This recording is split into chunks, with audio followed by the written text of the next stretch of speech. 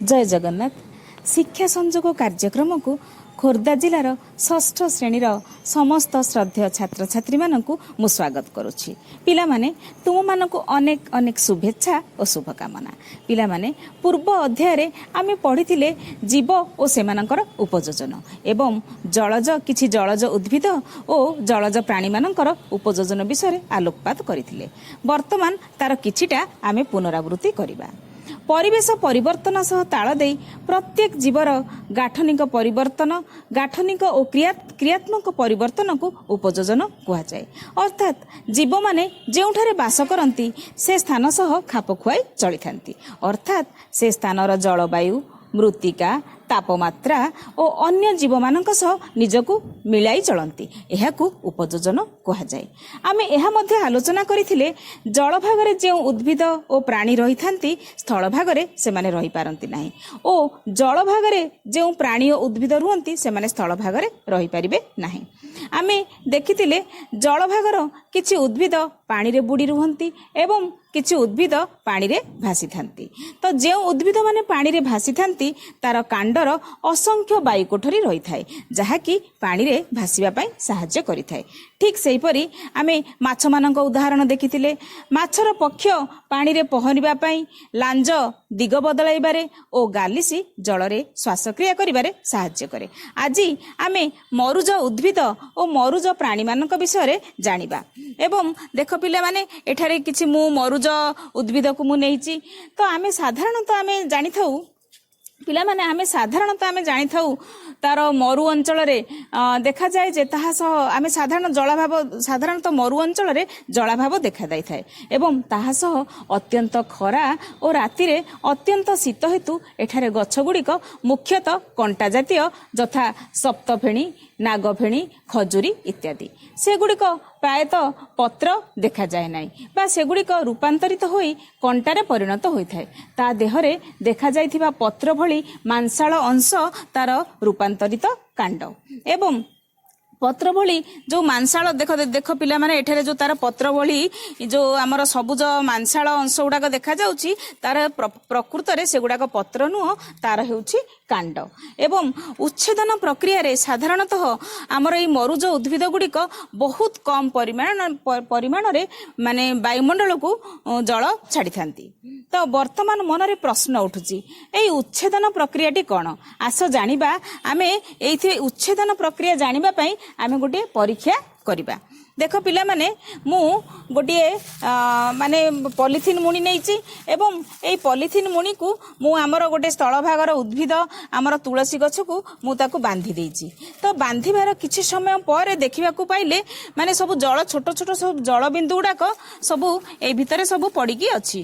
तो वर्तमान आगुरु मु जेतले पॉलिथिन रे मु बांधीथिली खाली पॉलिथिन मु नेइथिली किंतु आधा घंटा पर मु जेतेबेले देखिली सब जल बिंदु बिंदु छोट छोट जल बिंदु देखुछ माने जल बिंदु सब भासिकी आसिकी पुणी एठी मुणी रे किछि जल संग्रह मध्य होई जाइछि। वर्तमान मनरे प्रश्न उठुछि एई जल सब आसिला केउठु।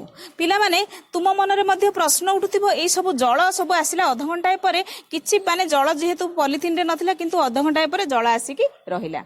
तो वर्तमान एहा हेउछि पिला माने उच्छेदन प्रक्रिया। आमे जानू उद्भिद प्रत्येक उद्भिद खाद्य संग्रह पाई तार चेर माध्यम रे माटी तळु जल संग्रह करिथाए एवं खाद्य संग्रह खाद्य प्रस्तुत करिबा परे से कि तार अवशिष्ट जल से वायुमंडल को बाष्प आकार रे छाड़ी थाए।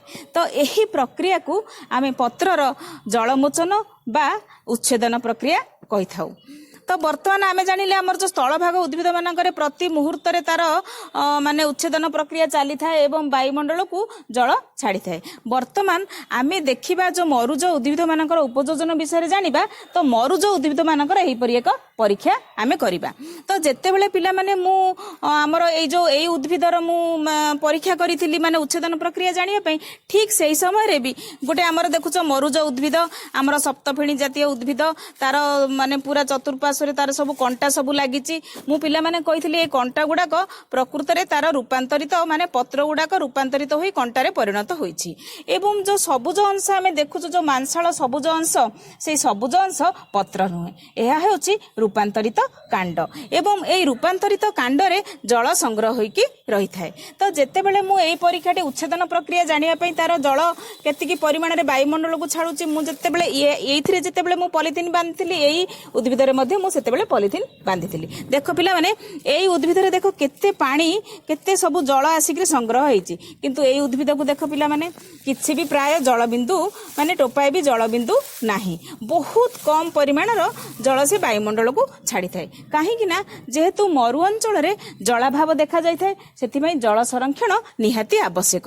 ତ ସେଇଥିପାଇଁ ତାର ସେଇ ଯେଉଁ ମାନେ ଯେଉଁ ସବୁଜ ଅଂଶରେ ସବୁ ଯେଉଁ କଣ୍ଟା ଗୁଡ଼ାକ ଦେଖୁଛ ତାହା ଜଳ ବାହାରକୁ ଜଳ ଛାଡ଼ିବାରେ ସେ ବାଧାପ୍ରାପ୍ତ କରିଥାଏ, ଯାହାଦ୍ୱାରା ବହୁତ କମ୍ ଜଳ ବାୟୁମଣ୍ଡଳକୁ ଛାଡ଼ିଥାଏ ଏବଂ ଏହି ତାର ରୂପାନ୍ତରିତ କାଣ୍ଡରେ ଜଳ ସବୁ ସଂଗ୍ରହ ହୋଇକି ରହିଥାଏ। ଏହା ହେଉଛି ତାର ଉପଯୋଜନ। ବର୍ତ୍ତମାନ ଏ ବିଷୟରେ ପିଲାମାନେ ଆମେ ବିସ୍ତୃତ ଭାବରେ ଜାଣିବା। ଆସ ଆମେ ପାଠ୍ୟପୁସ୍ତକକୁ ଯିବା। ଆସ। ଆଚ୍ଛା ପିଲାମାନେ ଆମେ ପୂର୍ବ ଅଧ୍ୟାୟରେ ପଢ଼ିଥିଲେ ଜୀବ ଓ ସେମାନଙ୍କର ଉପଯୋଜନ ବିଷୟରେ ଏବଂ କିଛି ଜଳଜ ଉଦ୍ଭିଦ ଓ ଜଳଜ ପ୍ରାଣୀମାନଙ୍କର ଉପଯୋଜନ ବିଷୟରେ ଆମେ ଆଲୋକପାତ କରିଥିଲେ। ବର୍ତ୍ତମାନ ଏହି ଅଧ୍ୟାୟରେ ଆମେ ପଢ଼ିବା ମରୁଜ ଉଦ୍ଭିଦର ଉପଯୋଜନ। ପିଲାମାନେ ଦେଖ ଏଠାରେ ବିଭିନ୍ନ ପ୍ରକାର এই ମରୁଭୂମିରେ ବିଭିନ୍ନ ପ୍ରକାର ମରୁଜ ଉଦ୍ଭିଦ ଦେଖୁଛ ଏବଂ ମରୁଜ ପ୍ରାଣୀମାନେ ମଧ୍ୟ ଦେଖୁଛ। ଦେଖ କେତେ ସୁନ୍ଦର ସୁନ୍ଦର ମରୁଜ ଉଦ୍ଭିଦ ଏବଂ ମରୁଜ ପ୍ରାଣୀମାନ ଅଛି, ଏହାକୁ ଅନୁଧ୍ୟାନ କର। ଏହି ଅଧ୍ୟାୟରେ ଆମେ କେବଳ ମରୁଜ ଉଦ୍ଭିଦମାନଙ୍କ ବିଷୟରେ ଆମେ ଆଲୋଚନା କରିବା। ଦେଖ ପିଲାମାନେ ଗୋଟେ ବିସ୍ତୃତ ମରୁଭୂମି ଆମେ ସମସ୍ତେ ଜାଣୁ ମରୁଭୂମିରେ ଜଳାଭାବ ହୋଇଥାଏ, ଅତ୍ୟନ୍ତ ଖରା ଓ ରାତିରେ ଅତ୍ୟନ୍ତ ଶୀତ ହେତୁ ଏଠାରେ ଗଛଗୁଡ଼ିକ ମୁଖ୍ୟତଃ କଣ୍ଟା ଜାତୀୟ ତଥା ସପ୍ତଫେଣି, ନାଗଫେଣି, ଖଜୁରୀ ଇତ୍ୟାଦି ହୋଇଥାଏ। ଦେଖ ପିଲାମାନେ ଦେଖ এই ମରୁଜ ଉଦ୍ଭିଦକୁ ଅନୁଧ୍ୟାନ କର। ଦେଖ এই ଯେଉଁ କଣ୍ଟା ଜାତୀୟ ଉଦ୍ଭିଦ ସବୁ ପ୍ରାୟ ମାନେ ଅଧିକାଂଶ କଣ୍ଟା ଜାତୀୟ ଉଦ୍ଭିଦ ଏଠାରେ ସୃଷ୍ଟି ହୋଇଥାଏ। ମରୁଭୂମିରେ ଦେଖାଯାଉଥିବା ସପ୍ତଫେଣି, ନାଗଫେଣି, ଖଜୁରୀ ଆଦି କଣ୍ଟା ଜାତୀୟ ଉଦ୍ଭିଦକୁ ମରୁଜ ଉଦ୍ଭିଦ କୁହାଯାଏ। ସେଗୁଡ଼ିକର ପ୍ରାୟତଃ ପତ୍ର ଦେଖାଯାଏ ନାହିଁ ବା ସେଗୁଡ଼ିକ ରୂପାନ୍ତରିତ ହୋଇ କଣ୍ଟାରେ ପରିଣତ ହୋଇଥାଏ। ତେଣୁ ଉଦ୍ଭିଦଗୁଡ଼ିକ ଉତ୍ସେଦନ ପ୍ରକ୍ରିୟାରେ ଅତି କମ୍ ଜଳ ବାୟୁମଣ୍ଡଳକୁ ଛାଡ଼ିଥାନ୍ତି। ପିଲାମାନେ ବର୍ତ୍ତମାନ ମନରେ ପ୍ରଶ୍ନ ଉଠୁଛି ଏହି ଉଚ୍ଛେଦନ ପ୍ରକ୍ରିୟା କ'ଣ? ତ ଆମେ ଏହି ପରୀକ୍ଷାକୁ ଅନୁଧ୍ୟାନ କଲେ ଉଚ୍ଛେଦନ ପ୍ରକ୍ରିୟା କ'ଣ ଜାଣିପାରିବା। ଦେଖ ପିଲାମାନେ ଆମେ ଗୋଟିଏ ପରୀକ୍ଷା କରିବା। ଦୁଇଟି ପଲିଥିନ୍ ମୁଣି ନିଅ, ବଗିଚାରେ ଥିବା ଗଛର ଡାଳକୁ ଏହି ପଲିଥିନ୍ ମୁଣି ଭିତରେ ପୁରାଇ ସୂତା ସାହାଯ୍ୟରେ ବାନ୍ଧି ଦିଅ। ପୁଣି 15 ମିନିଟ୍ ପରେ ଆମେ ପର୍ଯ୍ୟବେକ୍ଷଣ କରିବା କ'ଣ ହୋଇଛି। ଦେଖ ପିଲାମାନେ ଏହି ଉଦ୍ଭିଦକୁ ଦେଖ ଏବଂ ପଲିଥିନ୍ ମୁଣିକୁ ଅନୁଧ୍ୟାନ କର।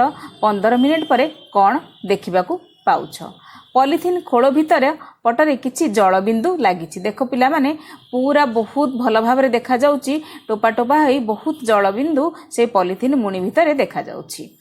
ତ ଏହି ଜଳ ଗଛର ପତ୍ର ଦେଇ ବାଷ୍ପ ଆକାରରେ ବାହାରୁଛି ଓ ପଲିଥିନ୍ରେ ଜମା ହେଉଛି। ଏହାକୁ ପତ୍ରର ଜଳମୋଚନ ବା ଉଚ୍ଛେଦନ କୁହାଯାଏ। ଉପରୋକ୍ତ ପରୀକ୍ଷା ଗୁଡ଼ିକରୁ ଆମେ ଜାଣିଲେ ଯେ ମାଟିରେ ଥିବା ଜଳକୁ ଆମେ ଉପରୋକ୍ତ ପରୀକ୍ଷା ଗୁଡ଼ିକରୁ ଆମେ ଜାଣିଲେ ଯେ ମାଟିରେ ଥିବା ଜଳକୁ ଚେର ସାହାଯ୍ୟରେ ଉଦ୍ଭିଦ ଶୋଷଣ କରିଥାଏ ଏବଂ ଏହି ଜଳକୁ ବ୍ୟବହାର କରି ସେ ଶ୍ୱେତସାର ଖାଦ୍ୟ ପ୍ରସ୍ତୁତ କରେ। ଶେଷରେ ଜଳର କିଛି ଅଂଶ ବାୟୁମଣ୍ଡଳକୁ ଛାଡ଼ିଥାଏ। ତ ଏହାକୁ ଆମେ ଉଚ୍ଛେଦନ ପ୍ରକ୍ରିୟା କହିଥାଉ। ବର୍ତ୍ତମାନ ତୁମ ମନରେ ଯେଉଁ ସନ୍ଦେହ ଥିଲା ଉଚ୍ଛେଦନ ପ୍ରକ୍ରିୟା, ସେ ଉଚ୍ଛେଦନ ପ୍ରକ୍ରିୟା ସ୍ଥଳୀୟ ଭୂମିରେ ଦେଖାଯାଉଥିବା ଉଦ୍ଭିଦର ଉଚ୍ଛେଦନ ପ୍ରକ୍ରିୟା ମଧ୍ୟରେ ପାର୍ଥକ୍ୟ କ'ଣ? ଦେଖ ପିଲାମାନେ ଆମେ ଏଇଠାରେ ଆମେ ପରୀକ୍ଷା କରିବା ଗୋଟିଏ ମରୁଜ ଉଦ୍ଭିଦର ଉଚ୍ଛେଦନ ପ୍ରକ୍ରିୟା ଏବଂ ଅନ୍ୟ ଏକ ସାଧାରଣ ଉଦ୍ଭିଦର ଉଚ୍ଛେଦନ ପ୍ରକ୍ରିୟା ଏବଂ ମରିଜ ଉଦ୍ଭିଦ ଆଉ ଏଇ ଉଦ୍ଭିଦ ମଧ୍ୟରେ ପାର୍ଥକ୍ୟ କ'ଣ ଆମେ ଜାଣିବା। ଗୋଟିଏ କୁଣ୍ଡରେ ଥିବା ଏକ ସପ୍ତଫେଣି ଜାତିର ଉଦ୍ଭିଦ ଏବଂ ଅନ୍ୟ ଏକ ଗଛ କୁଣ୍ଡ ଆଣ। ସେମାନଙ୍କ ମାଟି ଉପରିସ୍ଥ ଗଛ ଅଂଶକୁ ପଲିଥିନ୍ ଦ୍ୱାରା ବାନ୍ଧି ଦିଅ। କିଛି ସମୟ ଖରାରେ ରଖିଦିଅ। କ'ଣ ଦେଖୁଛ? पॉलिथिन मुणी भितर छोट छोट जलबिंदु लागिथिबो देखिबो। दुईटी उद्भिदरे लागिथिबा मुणीरे समान परिमाणर जलबिंदु देखि पारुछ कि पिला माने देख तुमे मरुज उद्भिद को अनुध्यान कर एवं तळे दिया जाइथिबा उद्भिद को अनुध्यान कर। देख तळे दिया जाइथिबा उद्भिदरे बिंदु बिंदु होई कि जलबिंदु लागिछि किंतु मरुज उद्भिदरे प्राय जलबिंदु नाही कहिले चले। तो मुणीरे समान परिमाणर जलबिंदु लागि नाही। सप्तफेणी जातीय उद्भिदरे कम जलबिंदु लागिथिबो किंबा आदौ नथिबो कारण मरुभूमि रे रहउथिबा उद्भिद मानक पई जल संरक्षणर आवश्यकता रही थाए। सेथि पई सेमानक पत्र गुडिक कंटारे रूपांतरित होई थाए।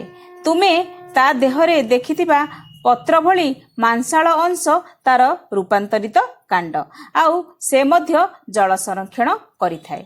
पिला माने एथिरु आमे कोन जानिले जेहेतु मरु अंचल रे जलाभाव देखा जाई थाए सेथि पई सेमानंकु जल संरक्षणर आवश्यकता रहिछि। सेथि पई मरु अंचलर उद्भिद माने उच्छेदन प्रक्रिया रे बहुत कम जल वायुमंडल को छाड़ी थांती।